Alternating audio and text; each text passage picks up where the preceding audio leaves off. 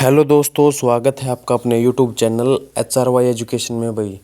हरियाणा कौशल रोजगार निगम के तहत HKRN में भाई जो जिन वैकेंसियों के भाई DO क्लर्क है या फिर भाई PN है या चौकीदार है, इनके शॉर्टलिस्ट मैसेज आने के बाद क्या भाई टीचिंग के शॉर्टलिस्ट मैसेज आएंगे या नहीं आएंगे। मुद्दे का विषय ये बना हुआ है मुद्दा ये बना हुआ है कि सरकार ने बोला था कि भाई जो नया सेशन शुरू होगा स्कूलों के अंदर, तो उसमें सबसे पहले टीचिंग जो स्टाफ है उसकी कमी को पूरा किया जाएगा।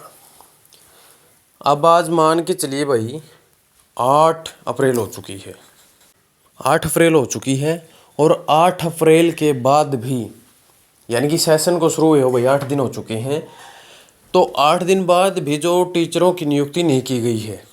बहुत से पद खाली हैं, क्योंकि ये खुद सरकार में भाई एक जो लेटर जारी था उसमें बताया गया था कि भाई TGT के कितने पद खाली हैं, PRT के कितने पद खाली हैं, PGT के कितने हैं। तो मामला ये संज्ञान में आता है कि भाई इतने पद खाली होने के बाद भी और स्कूलों के अंदर भाई अध्यापकों की कमी है, फिर भी सरकार कोई एक्शन क्यों नहीं ले रही है, क्यों नहीं शॉर्ट लिस्ट कर रहे हैं। भाई कई कैंडिडेट तो बेसब्री से इंतज़ार कर रहे हैं भाई, क्योंकि जो बहुत ज़्यादा समय हो गया है फॉर्म फिल किए हुए, और यही मौका है युवाओं के पास कि भाई नए सेशन से जो न्यू स्टूडेंट है उनको अगर नया टीचर नए सिरे से मिलेगा तो उसका पढ़ाया हुआ उनको समझ में भी आ जाएगा। अगर बीच में किसी टीचर की नियुक्ति की जाती है यानी कि हाफ सिलेबस के अकॉर्डिंग, तो हो सकता है कि भाई बच्चे को किसी न किसी मुसीबतों का सामना करना पड़ सकता है। तो ऐसे में भाई टीचर मान के चलिए आप 3400 प्लस आसपास जो आपके TGT के पद खाली हैं जो HKRN के माध्यम से भरे जाने हैं। 3400 प्लस जो कैंडिडेट हैं भाई उनके पास शॉर्टलिस्ट मैसेज भेजा जाएगा। पहले ये गाइडलाइन थी कि भाई अप्रैल में यानी कि भाई मार्च एंड में आपके जो ऑफर लेटर जारी करके भाई अप्रैल से आपकी ज्वाइनिंग करवा दी जाएगी। लेकिन मान के चलिए भाई अब अप्रैल तो 8 तारीख हो चुकी है, लेकिन ना तो मार्च के एंड में ऑफर लेटर आए हैं युवाओं के पास और ना अब आए हैं। तो आखिरकार इतना लेट क्यों कर रहे हैं, क्या मुद्दा है। तो इसके ऊपर भाई एक मीटिंग हुई थी और उस मीटिंग में अहम फैसला लिया गया था कि भाई टीचरों के जितने भी पद खाली पड़े हैं उनको तुरंत प्रभाव से भरने का काम शुरू किया जाए। अब CM साहब के साथ जो मीटिंग हुई उसके अंदर जो रिस्पांस था वो पॉजिटिव रहा या नेगेटिव रहा, उसके अंदर भाई उन्होंने फिर क्या कहा कि आप जितने भी हैं TGT के हैं भाई, जितने भी पोस्टें खाली हैं किस किस सब्जेक्ट के ऊपर है, इनकी लिस्ट बना दीजिए और लिस्ट जारी कर दीजिए। और वो लिस्ट जारी होने के बाद भाई परमिशन का तो आपको पता है CM साहब देंगे, ठीक है। तो HKRN की परमिशन CM साहब देंगे, तो दोबारा से जो लिस्ट बनेगी आपकी बननी वही 80 में से है। अब लिस्ट कब बनेगी, बनाने का तो भाई लिस्ट तैयार ही है, ठीक है। बनाने में ऐसा तो है नहीं कि भाई ये लंबा चौड़ा प्रोसेस है, पहले से बनाई हुई है, उसके अंदर कुछ अमेंडमेंट करना है, किसी के नंबर कम हुए हैं किसी के ज़्यादा हुए हैं या कुछ भी जो क्राइटेरिया है, हो सकता है भाई किसी की जो एज है वो एवरेज हो गई हो और उसको 10 के बजाय 5 मार्क्स आ गए हो, ठीक है। या फिर कोई ऐसा कैंडिडेट हो भाई जिसकी पहले इनकम ज़्यादा थी फिर बाद में कम हो गई हो तो फाइट में आ गए हो, तो ऐसा कुछ मामला सामने आ सकता है।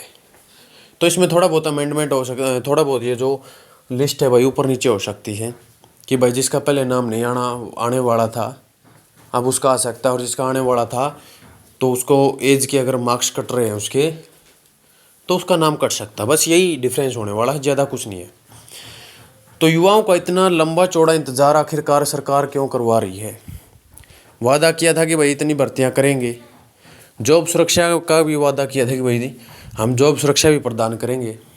1,20,000 जो कैंडिडेट थे सरकार ने कहा था कि भाई हमने इनको तो जॉब सुरक्षा प्रदान कर दी गई है। दूसरी तरफ अगर हम देखें तो भाई बहुत से डिपार्टमेंटों ने कैंडिडेटों को रिलीव करने का भी काम किया है, चाहे आपको किसी भी डिपार्टमेंट को ले सकते हैं, ठीक है। अब पीछे ही देख लो 252 जो PGT थे उनको हटाने का काम यानी कि रिलीव कर दिया गया भाई।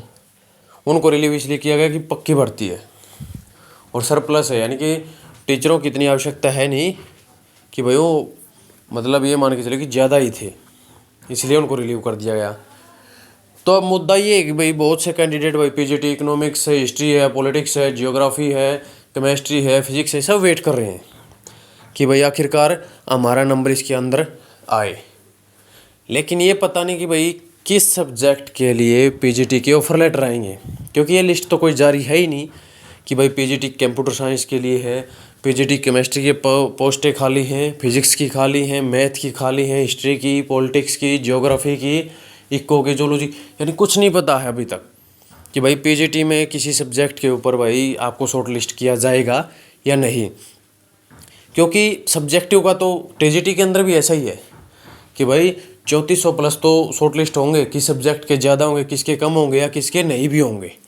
3400 में तो आप मान सकते हैं भाई लगभग सभी जो सब्जेक्ट हैं उसमें काउंट हो जाएंगे। लेकिन पीजीटी का ऐसा कोई प्रावधान नहीं बता रहे हैं भाई हम इतने करेंगे। और फिर मुद्दा था भाई जेबीटी का। जेबीटी के तो इन्होंने एचकेआरएन के तहत लिए ही नहीं है और पोस्टें खाली हैं। तो सबसे बड़ा दुख तो भाई जेबीटी वाले माने हुए हैं कि भाई हमारी ना तो पक्की भर्ती की है और नहीं कच्ची की है। तो बगैर जेबीटी के स्कूलों के अंदर काम कैसे चल रहा है, क्योंकि 2012 के बाद तो पक्की भर्ती हुई नहीं, तो एक जेबीटी टीचर के बगैर स्कूलों के अंदर काम कैसे चल रहा है? क्या युवाओं की बच्चों की संख्या नहीं बढ़ी स्कूलों के अंदर? या फिर जो 12 के बाद 12 13 साल जिससे को जेबीटी की पोस्ट पे हो गए पीआरटी से, क्या वो टीजीटी नहीं प्रमोट हुए? तो ऐसी बहुत सी चीज़ें हैं भाई। तो आपको भाई इतना वेट करते हुए समय हो गया तो थोड़ा वेट और कर लीजिए। इन्फॉर्मेशन अच्छी लगे तो वीडियो को लाइक करें, चैनल को सब्सक्राइब करें ताकि आगे आने वाली वीडियो का नोटिफिकेशन आपको मिल सके।